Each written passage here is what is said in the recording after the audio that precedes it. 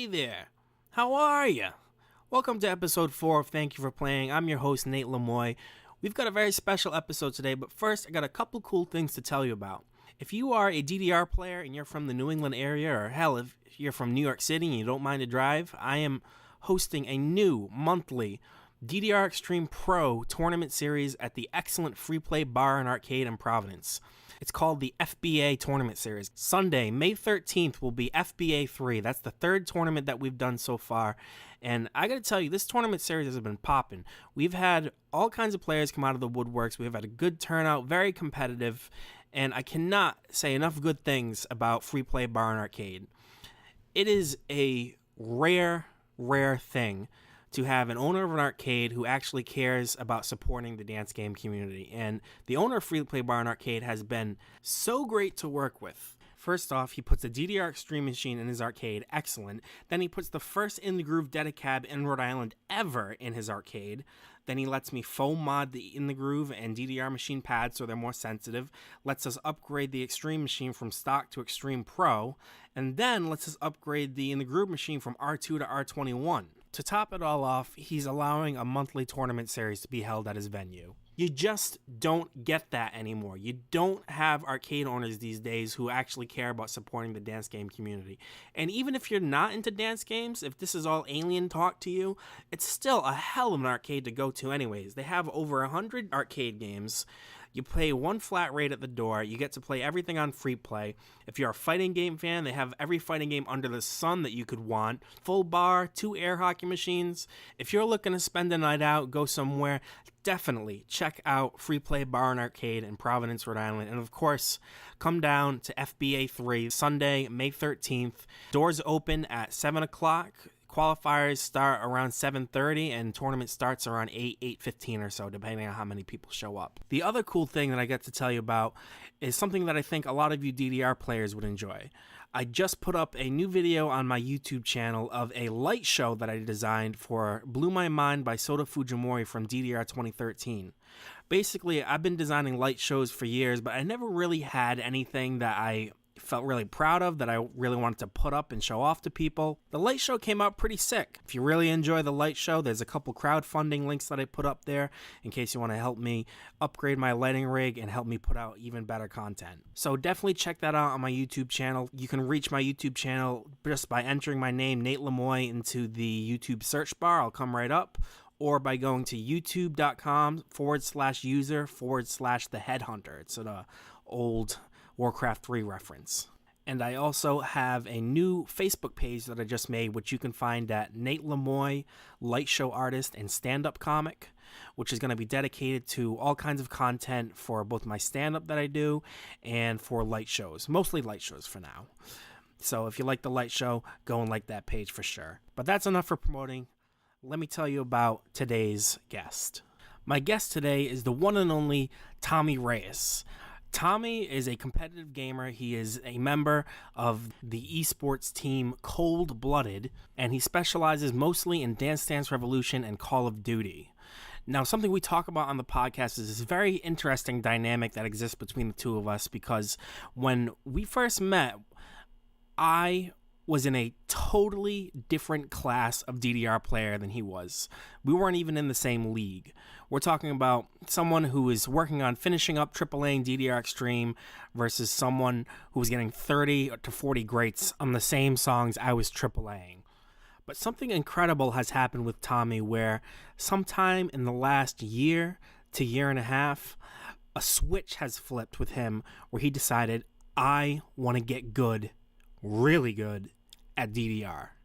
And the tables have completely turned. Tommy is now playing in a league that is far above where I was even at my best. He has had a meteoric rise into a class of player that I would say easily puts him in the ballpark of being one of the best players in New England for DDR. And we talk about that on the podcast.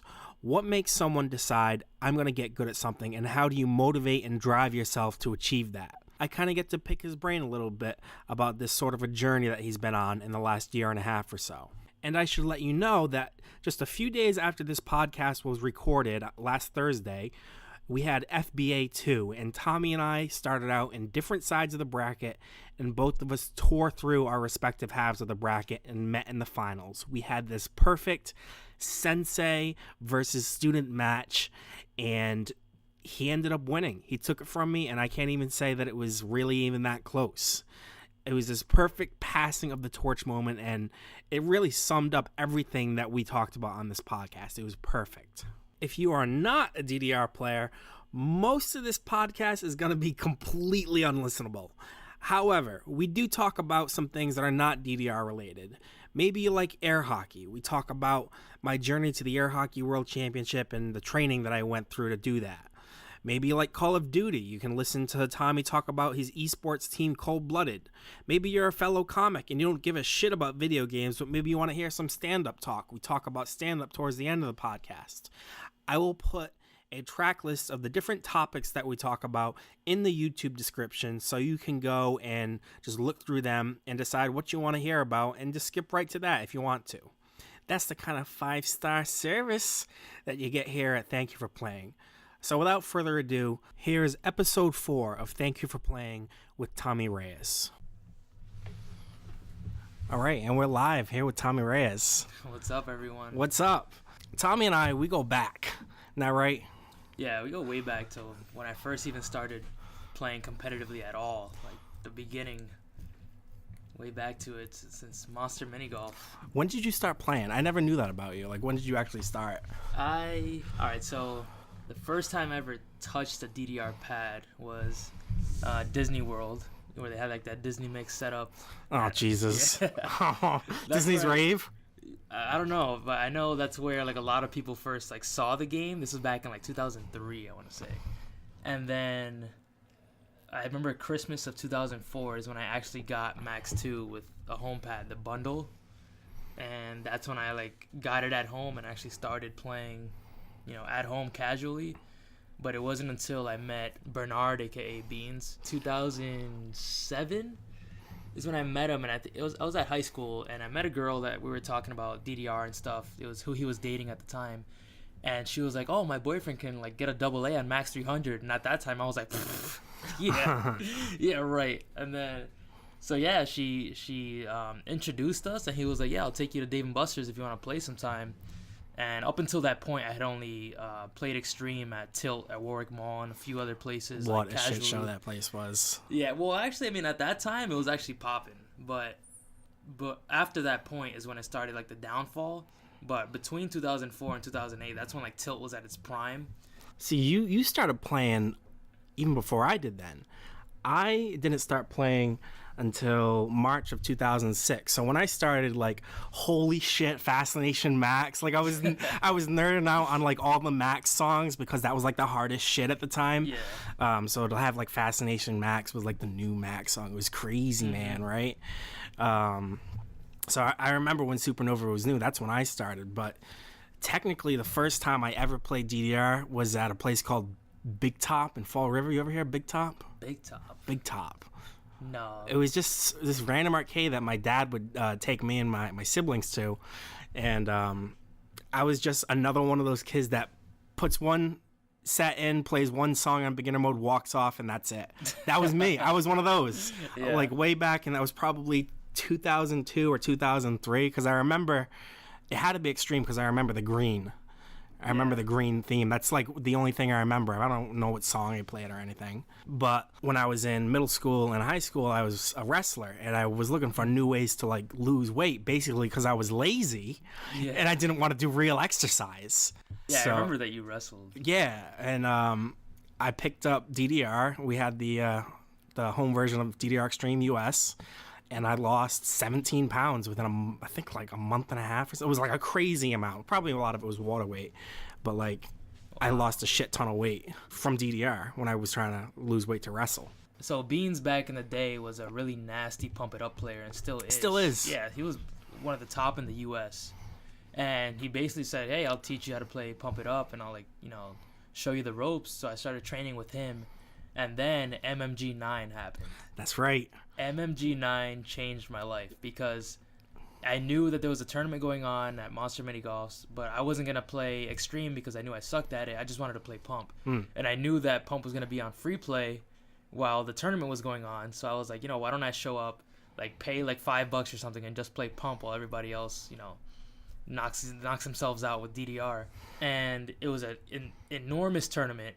And after it ended and I went home, someone told me who Kevbo was. Kevin Bodie, Mega Man Rex. Yeah.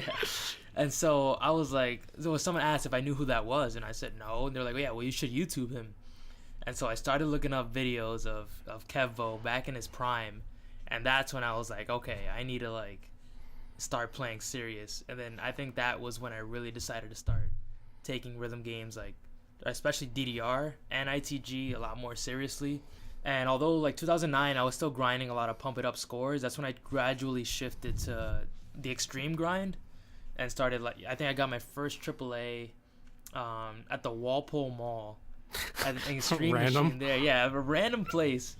I got my first AAA, and that's when I started, keeping track of my grade count on songs and started playing with a purpose. I believe that was the summer of 2009, and MMG9 happened. Do you remember the date? Yes, it was December 20th, 2008. I remember the dates for my tournaments. I'm a nerd. I'm a fucking nerd with it. Yeah. So that's when 2009. That's when I really started to like grind hard, and then that summer is when I first got my AAA. So yeah, MMG9 was crazy. I should probably explain a little bit. So my family's arcade was Monster Mini Golf. So my tournaments were named MMG, some number MMG. Based on which one they were, and MMG9 was like. I've run bigger tournaments than that. I ran Kings of the Coast 5 and Kings of the Coast 6, the DDR division, not the whole thing. Really? I didn't know that. You didn't know that? No. Kings of the Coast 5, I co-directed DDR with Jimmy Shave. And and Kings of the Coast 6, I co-directed DDR with, I think his name is Steve. I don't know, he was a cool guy. So I've technically run bigger tournaments than MMG9. But MMG9 was the biggest tournament that I organized completely myself. Yep. Because Kings of the Coast has, someone like higher up at the top running the whole thing. Yeah. And even got sponsors, right? That's right. It was fucking crazy, dude. Like, all I knew was I'd run a bunch of tournaments and they were getting bigger. And I just knew I wanted to run something big, like really do something awesome. And it was, late summer of 2008 that I said, I'm going to do it. I'm just going to go nuts and see what I can do. And my mom drove me around town and I handed out customized like 6 or 7 page sponsorship proposals just to random businesses, anybody that I thought might have an interest being affiliated with a DDR tournament of all things. Yeah. And it worked. I got at the end of it, I think I had like somewhere in the range of like 5 to 7 sponsors. I got burned on a couple of them. Yeah, like Game Crazy. Game Crazy. You remember Game Crazy, the game store? Yeah. I talked to one of their managers, and they said they're gonna give me this whole gift basket thing. And 2 days before the tournament, she says, "Yeah, we can't do it." Wow. Yeah, and it was just like, what the hell? You like said you're gonna do it for me. Yeah. I advertised for you. Another one that burned me was so the guy that ran the cafeteria at my school started a beverage company. It was called like Fizz or something like that. It was pretty good stuff. And he said he was going to donate something like 6 or 7 cases of this stuff. Yeah. And he burned me too. The week of the tournament, he said, I can't deliver on it. Because they're looking at me like, oh, here's this 15-year-old kid. Nothing's going to happen if I screw him. But on the positive side, I had Ronald Do you know who Ronald Jenkins is? Do you remember him? No. Ronald Jenkins is a musician who basically got his start on YouTube by just putting out these insane videos of just really good music and doing it live. And he sent out a case of autographed CDs. I had the Nilo Hotel. Yeah, I remember that. Sponsor. And going to the hotel with you and Beans to check it out. Yeah. And that was awesome. But I mean, for the people listening, these are some of the names that came out to a random DDR Extreme tournament in the middle of Nowheresville, Rhode Island. Yeah, Kevbo, Renatalis, Spencer, and a bunch of other New York people. Mm-hmm. I still have the brackets in my room. I'll show you after. Do you remember any other names? Yeah, Dr. D, dude. Dr. D was there. Dr. D took second. Wow. And dude. it's really cool because these players back then were good, but I wouldn't call them like world class at the time. Yeah. But now, all these years later, Dr. D easily, I think you could say, is like a world class player. Absolutely, yeah. Spencer from New York City, cool guy. He was number 3, I think, on the either U.S. or world leaderboards for KAC this year. Definitely top 10. Yeah, definitely. He's got some sick scores. So it's kind of cool to see, back then these players that came out have progressed into, you know. And just thinking now, I mean, I watch Spencer's videos all the time, and I saw Spencer over the summer at Champion of the Coast. And then thinking like players like Kevbo, Dr. D were in the same room as me when I was like, I don't know, 15 years old, and I had no clue who these guys were. And then looking at them now and thinking, man, I'd love to just like be able to hang out with these guys, at some point. And it's crazy to think about it, but it was definitely an awesome experience knowing that happened here in Rhode Island. I think it's funny how. Now, I didn't mean for this to be like a name droppy kind of a podcast, but we're talking about it,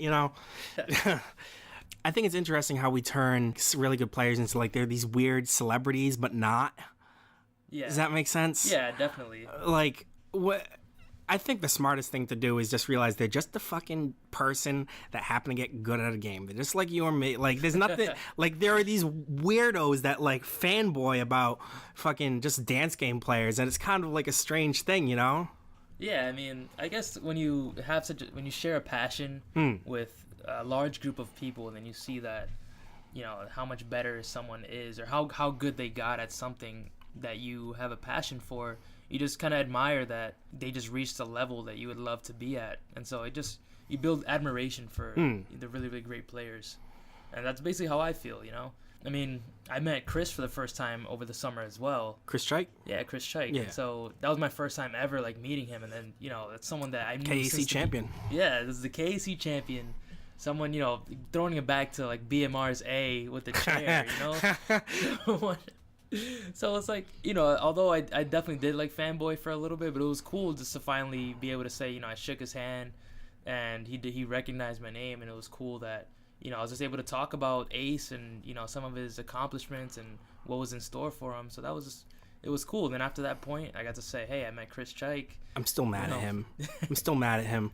When I was like 13, I sent him a YouTube message asking him if he could show me how to do the Afro Nova walk, and he never got back to me. I'm still mad at you, Chris. Man.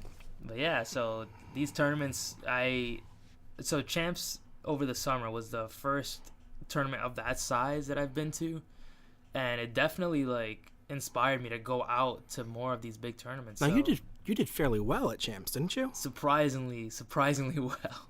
What did you place in DDR? I got 7th out of dude. That's 31 or 32ish. That's pretty good, dude. Placing in a tournament like that is like what do they call it? Like an affirmation. Like I can fucking do this, It definitely showed me that, like anything can happen in a tournament setting. And that's what I try to tell, some people in this community now that, they're starting to take DDR pretty seriously. And then when the idea of a tournament comes up, they get a little, flustered, and they say that, oh, I can never compete with the players, that are going to be at this tournament. And I say, well, I mean, when people post up their scores, that's them at their best. A tournament is completely different. Anything can happen. And you're just not in the atmosphere that you're used to playing on. You're on a completely different machine that you've probably never been on. So anything can really happen. It just comes down to consistency. Yeah, that's right. The mark of a good player is consistency. I learned that back in the original MMG series, like those days, because the players that won and did well were the ones that could just nail it every time. And if they didn't nail it, they were not necessarily auto-tripling everything, but they would get the same score every time. Whether it was 2 greats or 3 greats, you could count on them to be consistent at a certain level. Exactly. And that is a problem. Like, I've dealt with this, like, as a tournament director, trying to promote tournaments, get people coming out.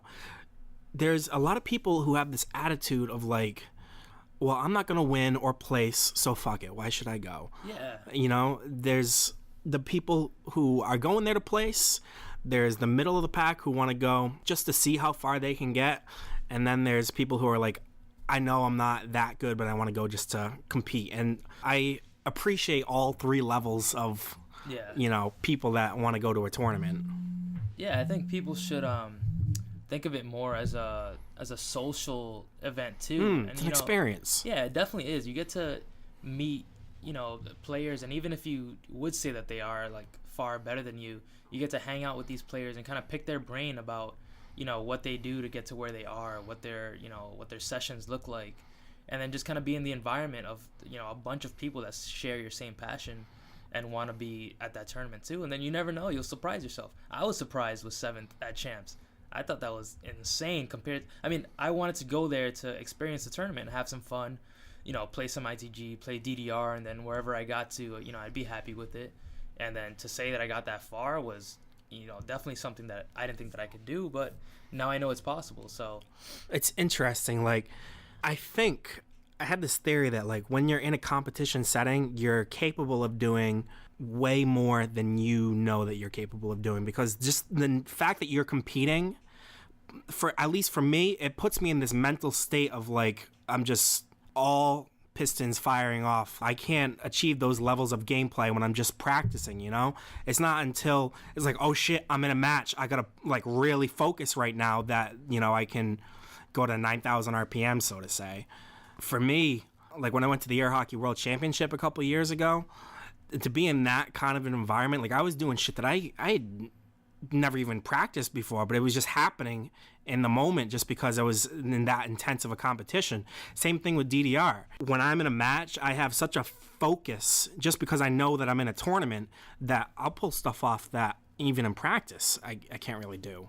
Yeah, so tell me more about the World Hockey Champions, because I feel like in that time that you were really grinding air hockey, we didn't really talk much, and I didn't catch up enough about how that went and what your training looked like. I think you said that your training consisted of finding the best player around and just challenging them to matches or something like that, just so you can get high level reps. Oh man, there's like this whole saga of me in air hockey. It's crazy. Like, I don't talk about it much, but so basically when my family's arcade was open, it was so dirty what I did. We used to have these cards behind the counter, and it was blank, and you could write in a number of tickets. It was like a blank check for tickets. We'd give them out to people, if the machine was broken or something. We'd read the meter and see how many tickets they were supposed to win, write that out. It was like that. And I'd write them out for 100, 200, 300 tickets, however badly I wanted a game, and I would go up to people in my uniform, so I knew I was official, and I'd say, hey, play a game of air hockey with me, and if you win, I'll give you X amount of tickets. It was so dirty. Wow, I cost my parents so many like Chinese finger traps and Tootsie Rolls from games that I lost. That's how I got my first games, and I lost a lot, but I started learning the game. Then my family's arcade closed down. The new hustle was Dave & Buster's, half price Wednesdays, baby.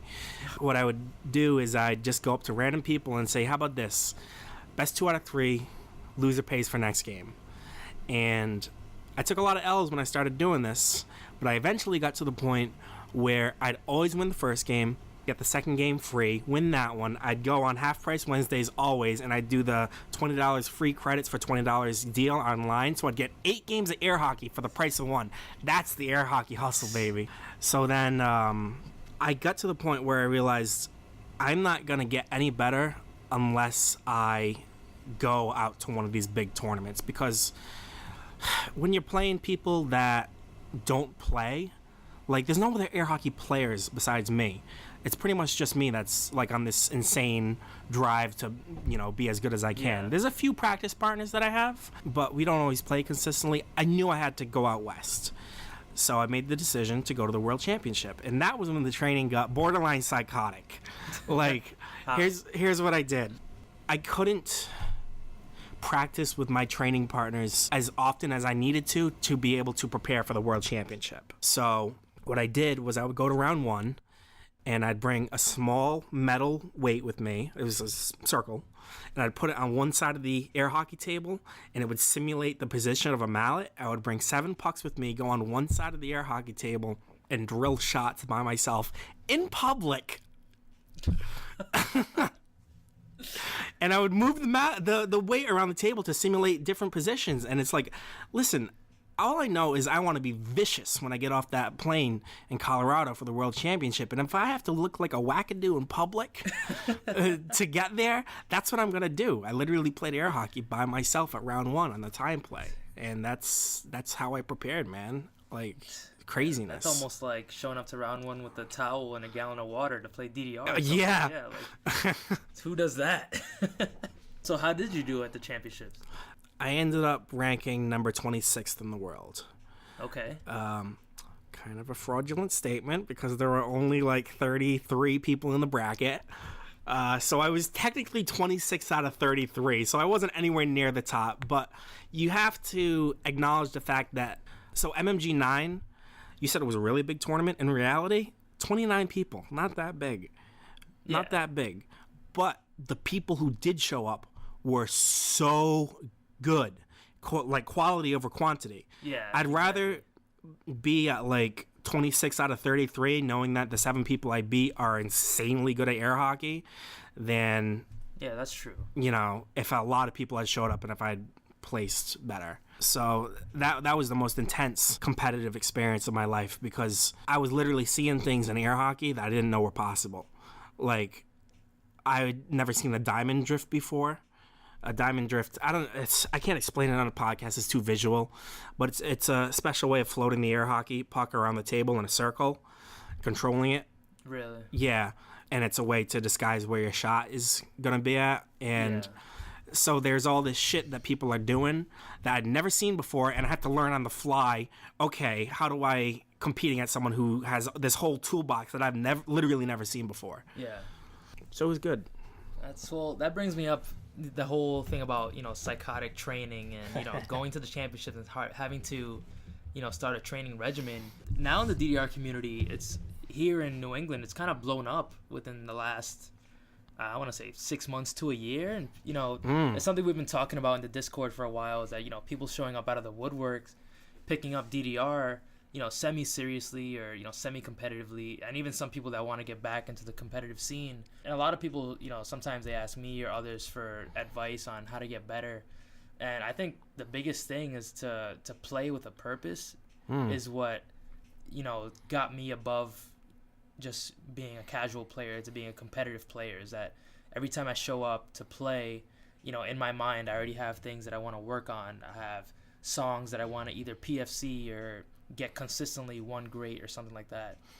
And sometimes, you know, I see players that are playing competitively, but it doesn't seem, at least I can't notice, if they have a goal in mind, they're kind of going through the song wheel, you know, picking random songs and just playing and then kind of, you know, get a little frustrated by their scores and then see someone else's scores that are a lot better and wonder what the difference is. And I think, yeah, like playing with a purpose and knowing what it is that you want to work on before you show up is a key factor that will get progress there to you faster. Yeah, and you're totally right. I don't know what's happened. I think it was Ace that happened. I think that was probably the turning point in New England because we're pretty lucky. We have 2 locations about an hour apart. For those of you that aren't from the area, one is in Taunton, Massachusetts, and one is in Braintree, Massachusetts. 30 minutes apart, actually. 30 minutes? Yeah. Oh, wow. Taunton and Braintree is like 30 minutes or less. Really? Yeah. I didn't know that. All right, so I was wrong. It's closer than I thought. Yeah. So as far as New England goes, if you live up north, you're kind of screwed because it's not like they have one in New Hampshire or Vermont or Maine. Yeah. But Maine is getting one. Yeah. You know, so we got it pretty darn good as a region. And all these players, they're just like people that I never met before, just posting these crazy scores on like the average. I've been thinking about this. Like the average skill level in the DDR community in New England has risen so much. Back when I started running tournaments, remember Rob Stevens? Oh, yeah. When I did my send-off tournament before I moved to college, MMG 12, I crowned him the king of the MMG series because I could get him like a plastic crown and a little cape and everything. It was crazy. He won every single tournament that I ran except for 2. One he lost to Joe P. The other one was MMG 9, and he didn't even place. There's a number of players now that could beat him even when he was at his best. There are so many players now that if they were playing back when I first started running tournaments, they would have been the best in New England. And there's so many of them now. Yeah. Back in the day, if you AAA like Max 300 or Max, like that was some crazy stuff. I mean, it still is. Yeah. But now you see 15 PFCs all the time. Yeah. It's almost 16s. 16s. You've gotten 16s. Yeah. That was pretty crazy. Even for me, I'm looking around New England and I'm like, everybody here has a 16 except for me. Until I got like Astro Gazer on a random try, and then Emera shortly after that, and I was like, finally I can join the club, but still no original Max PFCs. Those songs still held up really well. Mm-hmm. The old 10s are still, even though 15 PFCs happen all the time, getting those as 15s is still pretty good. Extra special. Yeah, I think for a lot of players, at least for me, it's a little bit of a mental block thing because. For me, I started when those songs were the hardest songs. And even though they're not even close to the hardest songs anymore, in my mind, I still hold them to that level. Like, this is difficult. Yeah. Now you, Tommy, my friend, have gotten a lot better.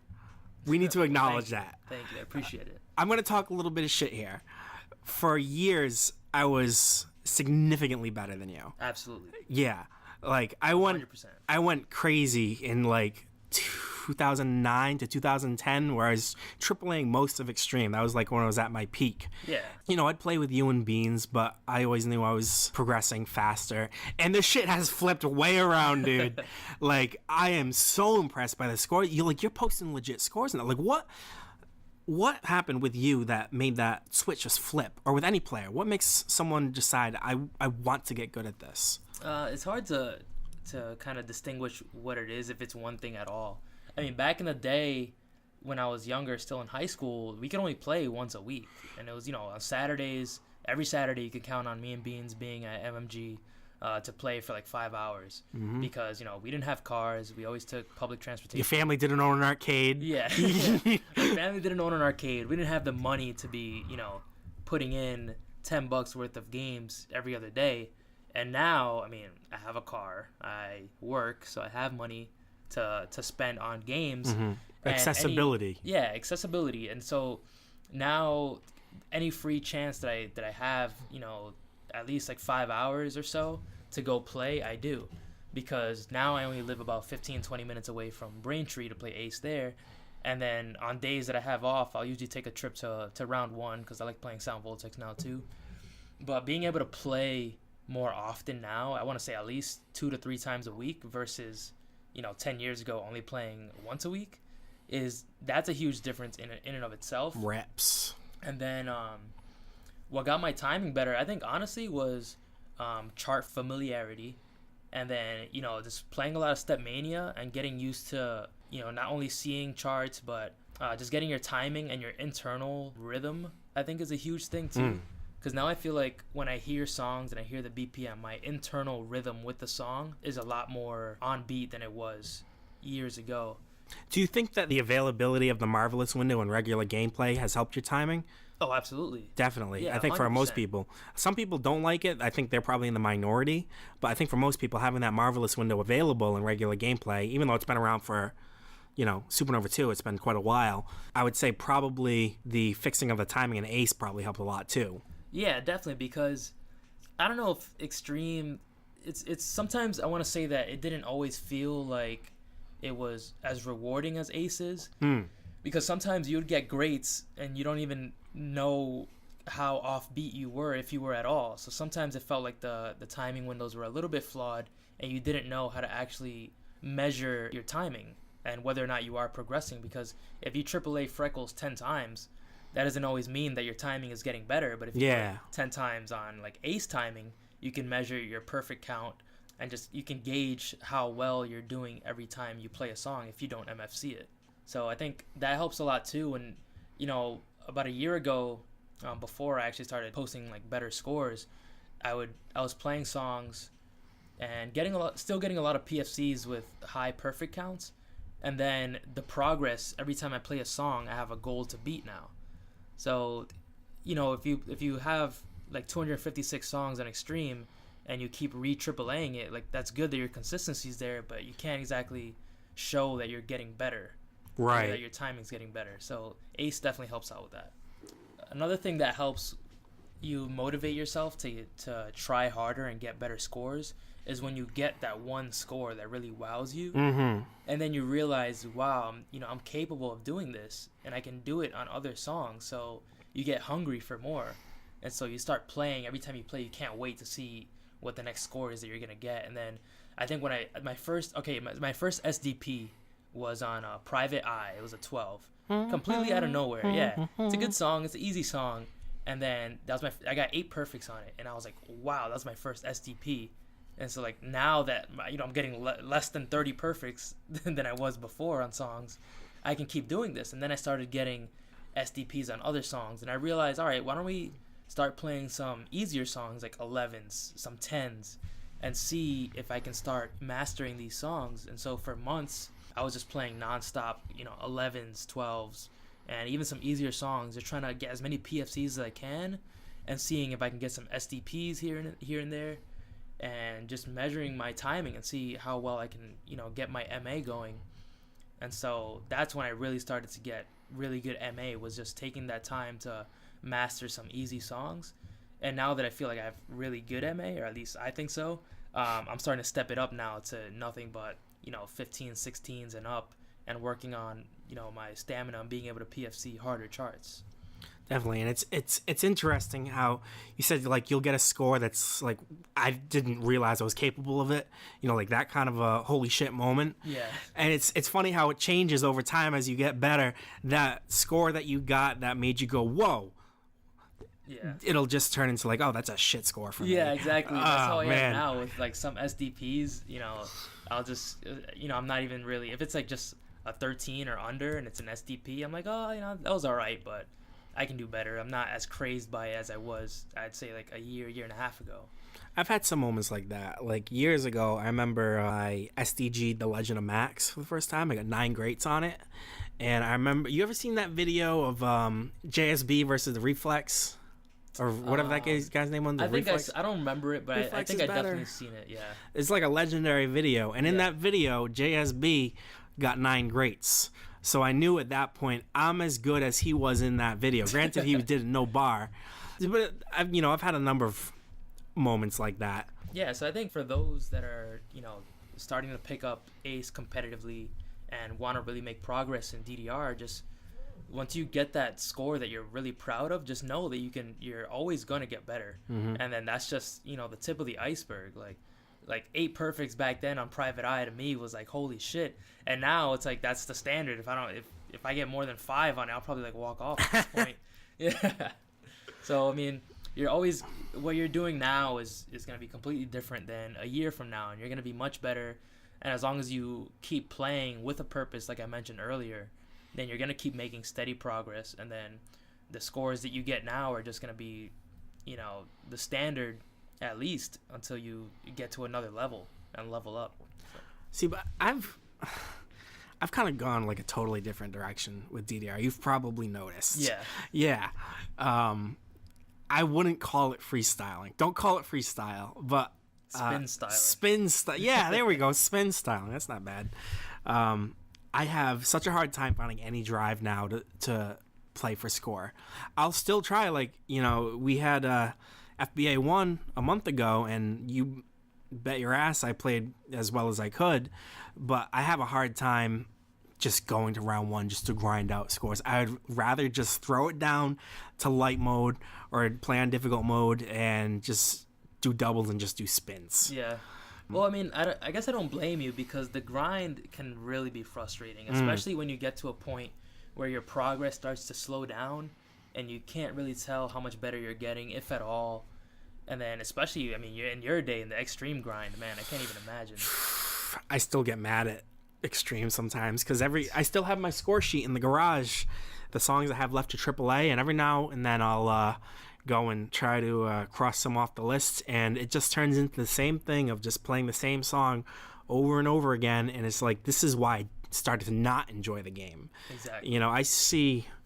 I think Hudson Felker MFC the 10s folder, the 9s or the 10 folder. Yeah, which is crazy, because that includes all the like 18s on basic mode and stuff like that. Exactly. And I think he played some of the songs like 100 times or 150 times to MFC, and like I can't imagine doing that all over again. Exactly. Like, yeah, I know.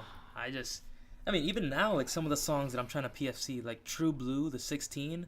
The day that I PFC'd Astro Gazer as my first 16, I played True Blue right after and flagged it in the last 10 steps. And dude, I wanted to.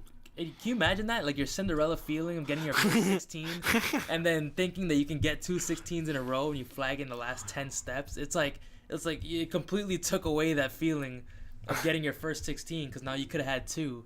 And I've been playing that song pretty much every time I go and play, and I'll always get one great randomly. And it's just sometimes you just have to walk away from those songs until like a future date, and you can go back and get it on a random try because the mental block is just gonna make it even more frustrating. So that's why I admire some of the players that are just starting out, because you can kind of play anything right now, and make progress. But once you get to the point where you've got a lot of PFCs, there's only so many that you can really go for. And then it starts to really narrow it down. Well, there's so much content in the game now. There's so many songs, it's almost hard to keep up with them sometimes. Yeah. Like, game knowledge or chart knowledge is pretty critical for anybody who wants to really be good at any rhythm game, not just DDR. And it looks so easy as far as Extreme goes. It looks so easy looking back on it. All you had to know was 256 charts. That's it. There's so many songs now that, because I don't play as much anymore, I can't even count how many songs that I'm like, I've never seen this before. Granted, if I played more, that wouldn't be an issue. It's actually even worse for people like me and you and I that only had access to Extreme until Ace. So everything between Extreme and Ace, if we didn't already know the song, that we have to start learning now. So for me, all those X2, X, and even some of the Supernova 2 boss songs, I have no idea. Like, Blew My Mind, that's an old song. I still don't know it. Oh, my God. Yeah, like, Blew My Mind is an old song? Is it?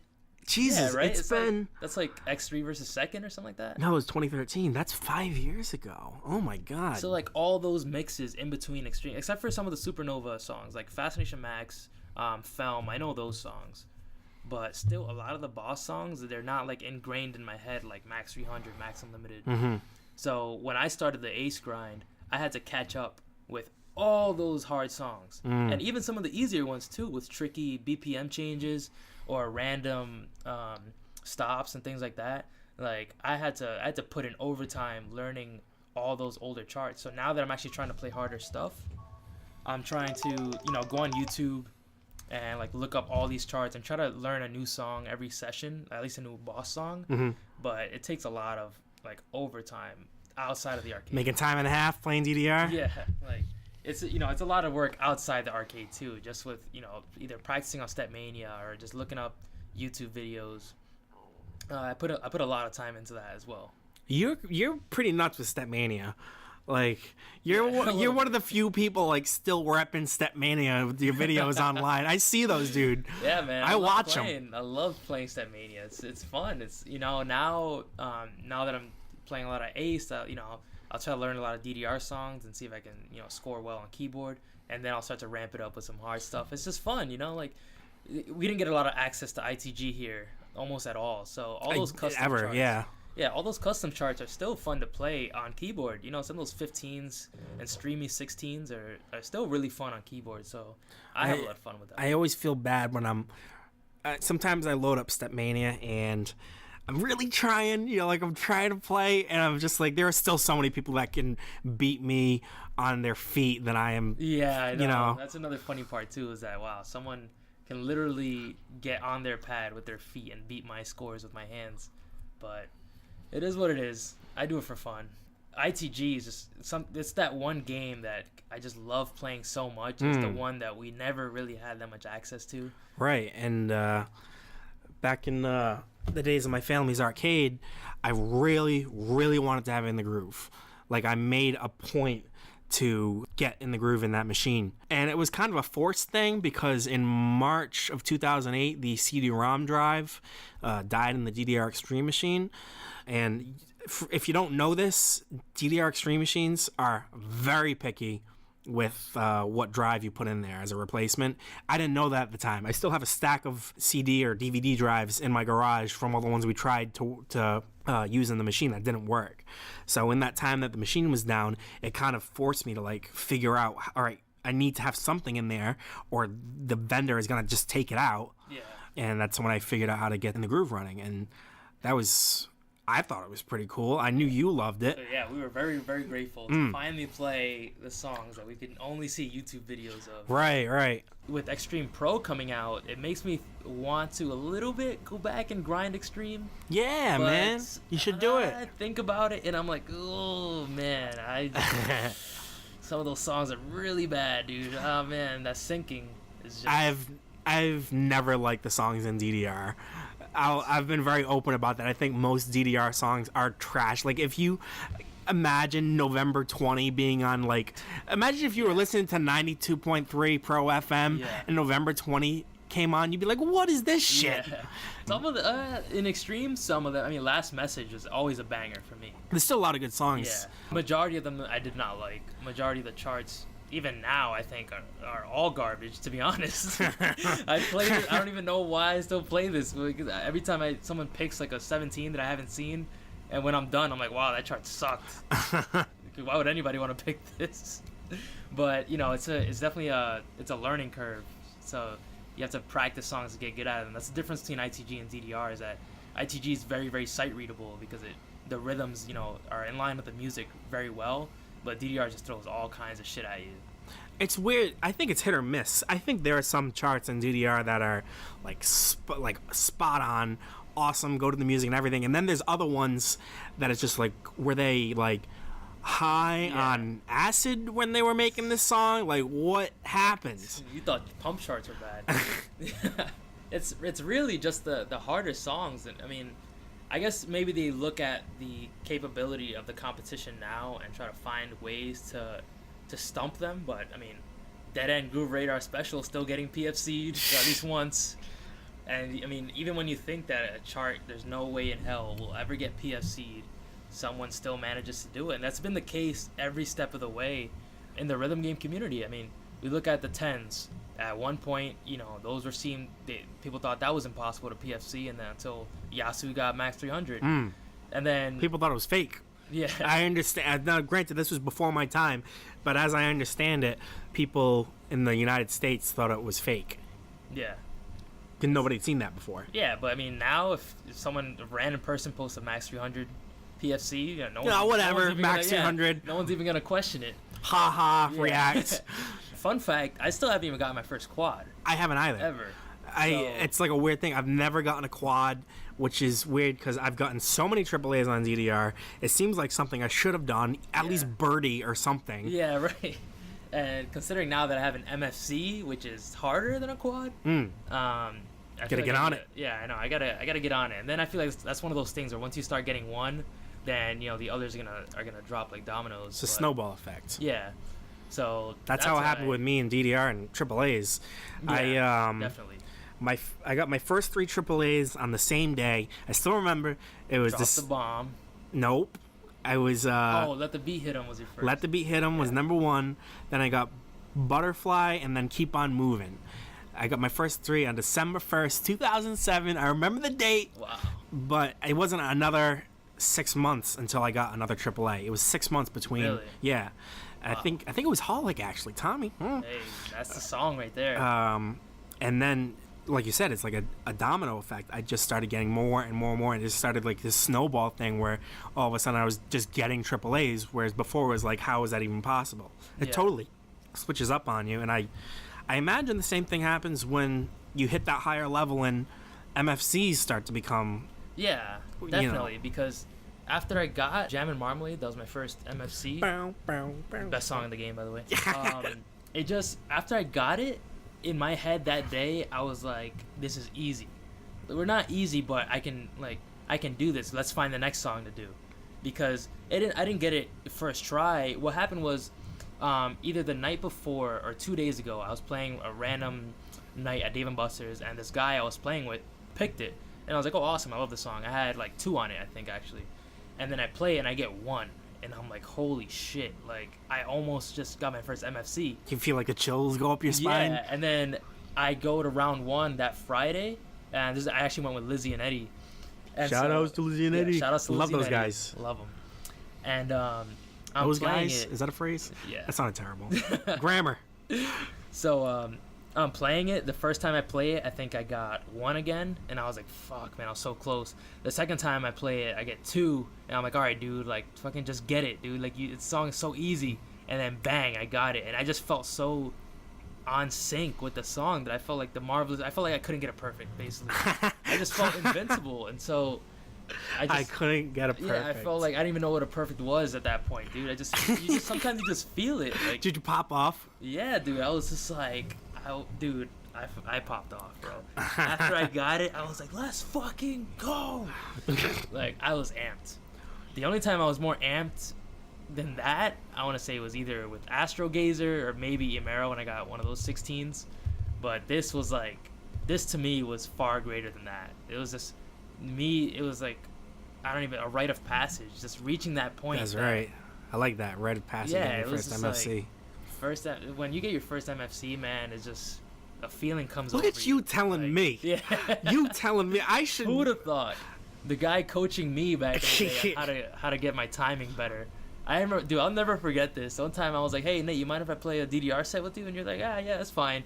You pick shit like Cartoon Heroes, Captain Jack, like, hard shit you were trying to PFC.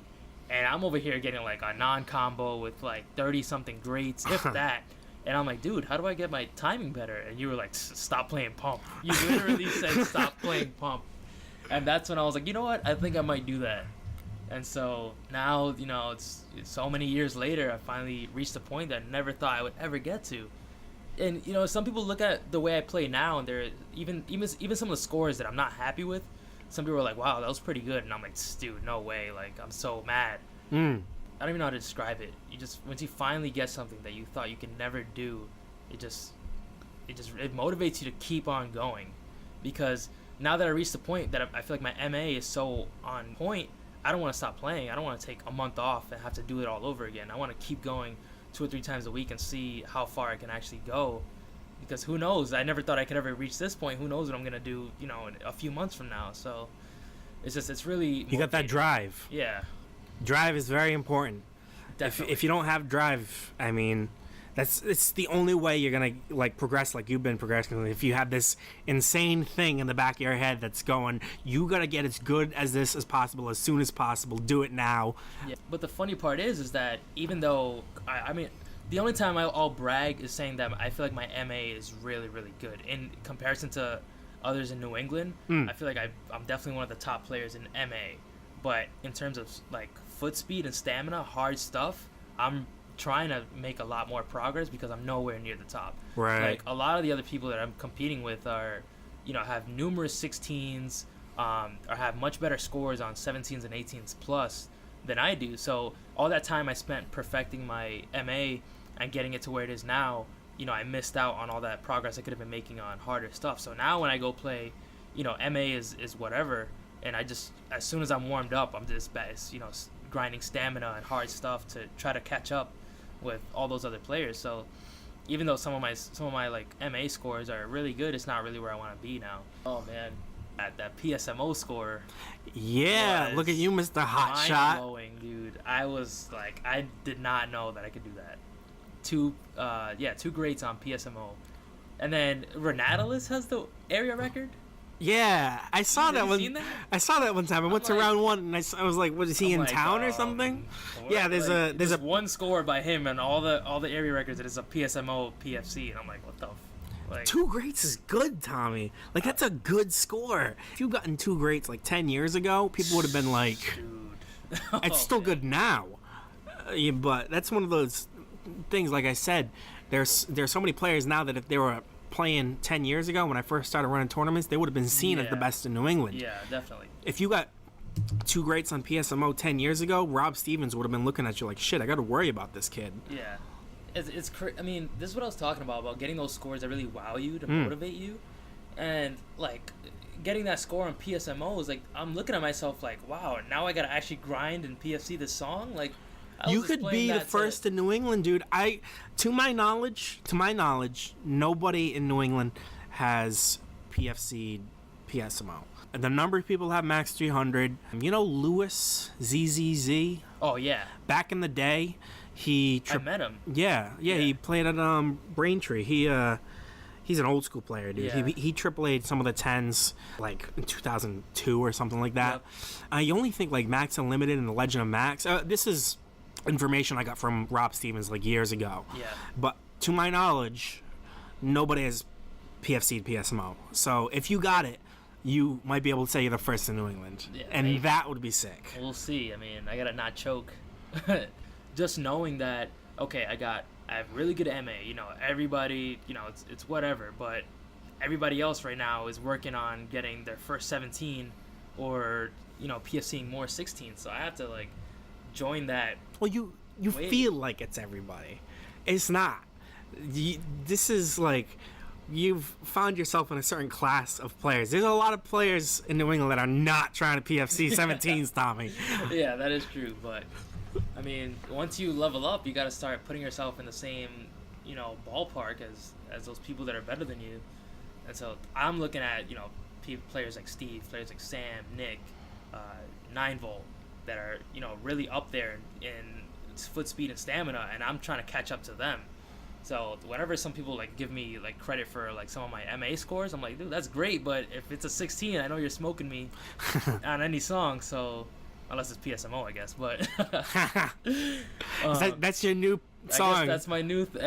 I never thought I'd say. I guess PSMO is my tournament pick now. Like I never thought I'd be there. But it's crazy thinking that right now I'm walking off for greats and Chris is walking off for perfects.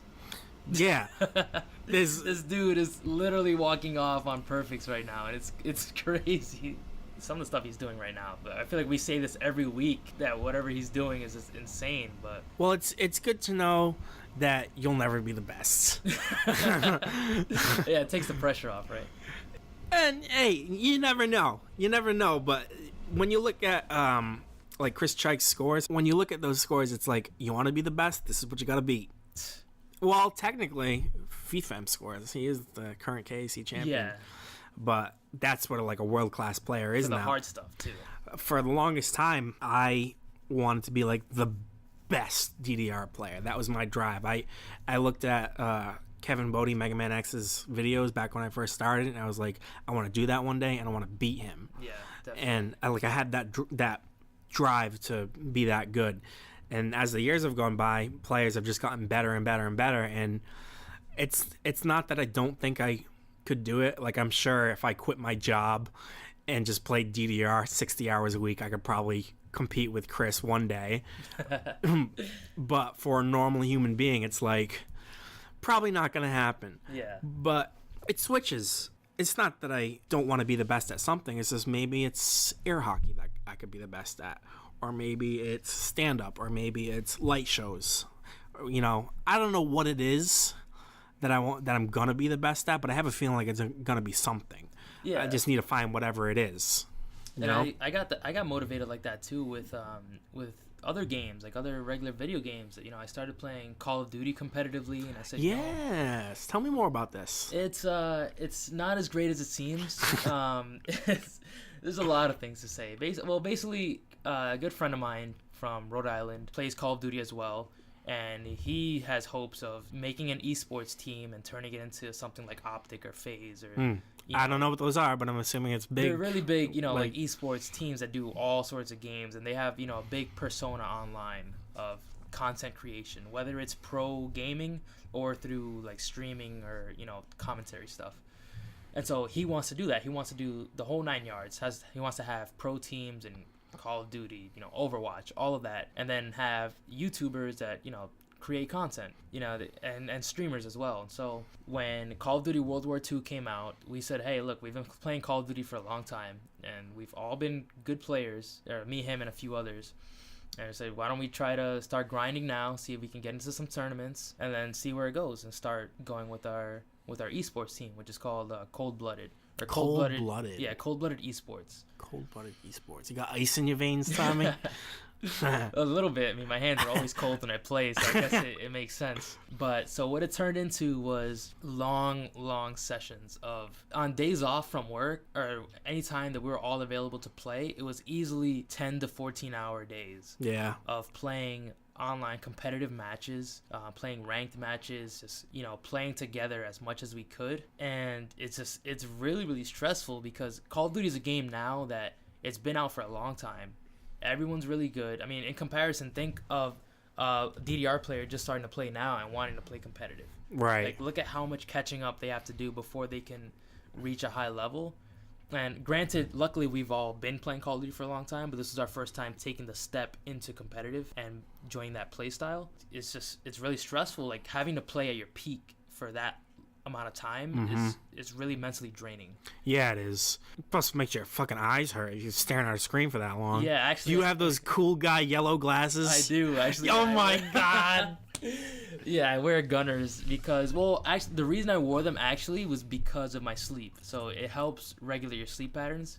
Because you wear glasses when you sleep? No, I wear them when you play. Oh. The blue light from the screens, like messes with your sleep schedule, and so you have trouble sleeping if you stare at a screen a long time. That's why your phone might have like a blue light filter. So it actually does help. But yeah, but then another side too is like frustration, you know, with your teammates and stuff like that. And I've always been like a cool-headed person, but sometimes like some teammates like really lose their cool when things don't go our way, and that was really like the downfall of it. So unfortunately, I'm not playing Call of Duty competitively right now. But when the new one comes out, if it's not a shit game like World War II was, dude, that game at a competitive level was like, it was really tough. But if the next Call of Duty that comes out is a good quality game online where your connection isn't king, then we might try it again. If not, I'm just going to pursue the content creation, streaming side of our esports team or organization. Now, do you compete in tournaments like offline, like in person, or online? Like, how does it? No, I know nothing about the FPS world. All I know is I'm complete and utter shit at first-person shooters. No matter how hard I try, like, I just accepted that I will forever be a casual with shooters. Like, that's just how it is. Right, I don't know how this works. What do you do? Yeah, so there's either online or LAN. So online tournaments, you know, they happen like almost every single day. Like, but there's obviously bigger ones that we tried signing up for and didn't do well. But online ones are tricky because you have to, like, someone has to be the host. So the host has advantage in connection somewhat. It's not always a huge advantage, but they do get a small advantage. And in this Call of Duty, connection is like really significant. And like a lot of times, you know, you get killed before you can even get your gun up, and you know that it's connection. So it gets really frustrating when you know there's nothing you can do when someone has a superior connection over you. But then in LAN tournaments in person, we didn't actually ever get to go to a LAN, but there's no connection. You know, you're there, you're in person. And that's where really like the true players shine, because there's no connection to hide behind. Right, same way in Street Fighter, kind of. Yeah, like, exactly. Like when you play offline, like in a tournament, and it's like this. If you're playing on a good monitor with no lag, you don't have to worry about lag from your connection. Like that's like you said, where real players shine. Yeah. Because you're all on the same playing field. It's exactly. Everything's even. Yeah, so this Call of Duty just made it really, really difficult to play on a daily basis. And we talked before about not being able to measure your progress. And so if you're playing online every day and just getting your ass kicked, and you can't even tell if it's your fault or if it's your connection. See, now this is the tricky part about basically anything that's not a rhythm game. So fighters, first person shooters, fucking puzzle games, rhythm games are super easy in that you can measure your progress because you get a number. Yeah. You get your score. You can see who's the best just by looking at numbers. Yep. In Street Fighter, I play Street Fighter 5, and as a new player, I look at people who are at the top of the skill spectrum, and I'm like, what are they doing that makes them, like, I can't just look at a score, you know? Same thing with Call of Duty. I don't know what makes a good first-person shooter player. I'm guessing aim, reaction time, something like that, but I don't know shit. Like, actually, I mean, it doesn't actually. It's all about your teamwork and your game knowledge. So the game knowledge is what really helps your team progress, even when you are getting shredded. Like the maps and stuff. Yeah, knowing like knowing where to be and where not to push into to disrupt spawns and things like that. That helps with respawn. Search, you play a lot of search as a team, and you have to kind of develop strats with your team to kind of win rounds and know what to do in certain scenarios, whether it's like 2v1, 1v, whatever. Even then, it's just when you look at pro players, they're leagues above where we were. So where do you see yourself going with the gaming stuff? Do you feel like you are leaning more towards DDR or Call of Duty? Obviously, there's more money in Call of Duty. I don't know if you're even looking to do like what's your goals as far as a gamer? Well, so DDR is always gonna be in my life, and that was something that it was a fire that was reignited by Sigma when he invited me over his house. After I took like a 3-year hiatus, and I realized I'm never gonna walk away from rhythm games ever again. And now that I'm getting better, I'm always gonna be pushing to keep playing this game. As far as gaming goes, I've always been a serious gamer. No matter what game I played, anytime I'm at home, you can count on me being on my PS4 or on my PC. So I want to get into streaming and doing some content creation, not for the donations or the subscribers. I want to do it because I find satisfaction knowing that somebody would want to watch what I'm putting out there. Right. If I get someone that wants to be in my stream all the time, whether they're making donations or not, knowing that somebody wants to watch what I'm doing and looks forward to it is enough for me to want to keep doing it. Because if you're playing all the time anyway, then all you have to do is turn on your stream and you can just keep doing the same thing, only create a following. All that's holding me back right now is just some small investments that I need to make. There's definitely a little bit of a startup cost getting into that because you gotta have the right cameras and the exactly. Yeah. So all I need now is like a webcam. I already have a mic. I'd like a second monitor. Besides that, and a capture card, which I'll probably be getting soon, but money's always gonna be an issue. But once I start making those investments, I'll start streaming more and doing more content. Who knows? Maybe even stream some Stepmania. Oh boy! And that's Stepmania streams coming. Yeah, I'd love to also get my own machine so I can stream some ITG or DDR, because that way I can get better at it while also fulfilling my desire to stream on Twitch or create YouTube content. So I can kind of kill two birds with one stone for that.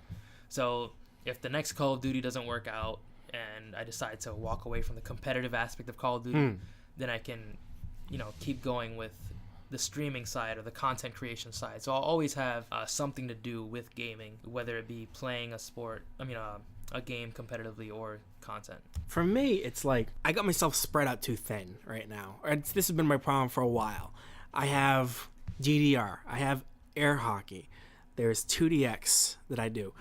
Stand-up comedy. I barely ever even talk about that shit. Then there's the light shows. You're sitting right next to my whole lighting rig right now. I just dropped a bunch of money upgrading that, and then I got this thing and that thing, and it's like I'm the same way. So I'm the same way with volleyball. I've been playing competitive volleyball. Right, I forgot about that. You're like a volleyball master. At least it seems that way to a casual player, probably. I would not want to play volleyball with you. Yeah, well, I'm all right. I do play high level now. Now I just really play on weekends, like weekend tournaments that happen all the time. But there's a lot of training that's involved with it too. And the only way I can really get better now is if I work out hard, train my legs, train my upper body. But that's going to take away from DDR because when I go after working out, I'm going to play like shit. And so... Why can't we just, not have to sleep? Yeah, Wouldn't that be great if we 8 hours extra a day would be phenomenal. Could get so much done in an extra 8 hours. Sometimes that's where math comes into play. Yeah, I guess. Yeah, I definitely feel you with being spread out too thin because, I really have to plan either workouts or DDR sessions to not have one mess with the other. So if I have an important volleyball tournament, I'm not really going to want to play DDR the night before, which means I'm going to have to do it the day before that, which means I can't work out the day before that. So you see how it kind of it throws me off a little bit trying to plan ahead of time when I can and can't play. For me, my drive for certain things ebbs and flows in periods of sometimes months, sometimes years. When I first started doing stand-up, coming up on 4 years ago. Feels a lot less than that. But for 2 years, I was going up 4 to 5 nights a week. that's a lot of driving. Yeah. A lot of like it's intense, dude. And then Stressful. Yeah. And then I felt my interests go more towards the gaming stuff after, because when I started doing stand-up, you probably saw me like drop off the face of the planet as far as like DDR goes. Yeah. Yeah. Yeah, I definitely remember that. But that was also during the time when I stopped playing too. That's when I went away to college, when volleyball really became, the biggest thing in my life. So I kind of dropped a lot of other things so that I could pursue that more. But I realized I needed to go back to DDR because that was where a lot of my happiness came from. Yeah. So yeah, so how is stand-up going now? Stand-up, I haven't done any shows in a while. I did a show like back in June. I did a whole bunch of mics back in like January and February. I'm taking it at my own pace because the light show stuff, I'm going to post a video of this light show that I just showed you before we started recording on YouTube. So at the time of this recording, it's not up yet. But basically, I've been wanting to do light shows since I was like 13. I just never knew how to do it. It's a lot of just complex bullshit as far as setting it up and knowing the programs and all that. So my attention is kind of off of stand-up right now and more towards the light show stuff. I really want to put out good content for that. Hopefully get some donations to upgrade my rig. But stand-up's always going to be in my life. My New Year's resolution was to not have a New Year's resolution for stand-up. I made a New Year's resolution last year to write 10 minutes a day. Jerry Seinfeld says you should write 10 minutes a day. And it totally didn't work out at all. I did not write 10 minutes a day. I started, it's that thing where you start really strong and then it kind of tapers off as the months go on. So what would you, all right, so if you wrote 10 minutes a day, what would that consist of? Just whatever comes through your mind that you think would be funny? Sometimes I see shit that just makes me laugh, like during the day. I was driving the other day and I saw a cop pulled somebody over and he was looking in the window doing like air quotes and I'm like that's bad when the cop is giving you the air quotes. I didn't know I couldn't do that. So sometimes I just see shit that makes me laugh. There's other like bits that are just like it's like kind of stable, as that like I'm always working on them. Like DDR, I have this whole thing on DDR, and I never know how to fucking explain this crazy, wacky, bullshit Japanese game to like just a general audience, because I can't make a max 300 joke to just the general audience. They're not gonna, you gotta explain it from the ground up. Air hockey I work in there, whatever comes to mind, really. That's interesting because I think I'm very funny. Oh, do you? To me, I'm the funniest guy in the world. Nobody makes me laugh more than me. Trust me on that. I do it all day long. I'm like cracking up of a joke that I thought of. But stand-up is a whole nother ball game. That's the funny part because, I think I'm a humorous person. I like being able to like crack jokes and make people laugh. But doing it in front of an audience, totally different things. It's a completely different skill set. Yeah, it's a craft in and of itself. Like, you'll probably rarely see me ever make people laugh off stage because, well, a couple reasons. One, maybe I'm just not that funny. Totally honest, But the other thing is, like 4 years ago, before I started doing stand-up, you probably would have fucking hated to be around me because I was like going for jokes all the time. I wouldn't stop because I had this thing inside of me. That sounds gay, but like I had this desire to do stand-up, and it was like I hadn't gone on stage yet, so I was just like making jokes all the time, and it was obnoxious. I know what you mean. I can't imagine what it must have been like to be around me back then. So now that I have this outlet for it, I don't feel the need to be Mr. Funny Guy around the bonfire or whatever. Yeah, I definitely get what you're saying. It makes me enjoy other people's humor more because I don't feel like it's a competition or anything. I used to think like, oh, they're getting more laughs than me. Yeah. It's like, you're not on stage, bro. I think once you like really grind for something and it takes a lot of time out of you, then you don't really want to think about it too much when you're not doing it. I mean, it's like Call of Duty. I mean, if I was playing on a Call of Duty team and all I do is play Call of Duty all the time and somebody say, hey, you want to play Call of Duty tonight? I'd be like, hell no, dude. Like, I got team practice. I don't want to play Call of Duty in my free time. Like, yeah, exactly. Like, especially when I was grinding really hard for stand-up, I don't want to make jokes off. I feel like I'm working, like I'm, I feel like you're at work or something. But there's some people who are just, they're like rare creatures. They're always on. I'm not one of those people. I'm not like Mr. Hilarious all the time. They're like a really rare kind of a person to me that just like that naturally funny. That's where stand-up comes into play, because it's this thing. It's like it's a game. Like you have your stage time. It might be 3 minutes. It might be 10. It might be 15. If you're featuring 25, headlining 45, whatever it is. It's like if you get laughs, you won. Yeah. You know, that's kind of how I think of it. Think of it as like a game. That's interesting. I mean, I love watching like stand up. That's, you know, good stand up. Good stand up. So yeah. So I mean, I don't know. But thinking about doing it, it just seems so stressful. Well, number one, you got to be comfortable in your own skin. Yeah. You have to be able to go up in front of a large group of people and not, you know, get caught up and not say anything. You have to be able to just go. Can't choke. I've choked before on stage, dude. Yeah. Everybody has. You do stand up long enough, you're gonna fucking eat shit. Yeah, it's at tough. some point. Luckily, I mean, now I feel like for a while I've always been comfortable in my own skin. I haven't been afraid to embarrass myself, because I mean, I play DDR. Like, that's embarrassing enough, dude. Like, I mean, I've done a lot of embarrassing things, but now I just kind of embrace. I don't know. Like, I like finding humor in my own fuck ups. Yeah. So I guess that's what makes me comfortable in my own skin, because I just, you know, if everyone laughs at me, then it was probably funny to begin with, so I'll probably laugh too. So, and also, you know, I used to get roasted a lot in like middle school, so I had to like come up with my own jokes or else I'd get eaten alive. So I had to like force myself to I had to force myself to learn some clapbacks, or else I was gonna get eaten alive. Now I like to be funny. I don't like always being funny at someone else's expense. Yeah. Because I feel like that's not true humor. Yeah. Someone that's really funny can make everybody laugh without making one person feel like shit. Yeah, and unfortunately there are people out there that like to do that. It's kind of like an asshole thing to do. I like humor that's like silly and stupid. A lot of Dave Chappelle's older stuff is just silly. Like, he was the first comic that I ever saw. Like, I'd never seen stand-up comedy before. And then one night I was like 12 or 13 years old. Channel 58, Comedy Central. I just remember seeing. Yeah, Channel 58. Yep. I think it was Killing Me Softly was on. Oh, that's a classic. And he's talking about a baby selling weed at 3 a.m. in the projects. He rolls down the window to talk to it's just silly shit. I like that kind of like nonsense comedy. And then there's all different kinds of comedy. Like, some is like political. Oh my god, as if we don't have enough of those. Yeah. Every fucking comic wants to go up and give their holier than thou. What was, look at the world. George Carlin, was that his name? Yeah. Is that his name? Oh my god.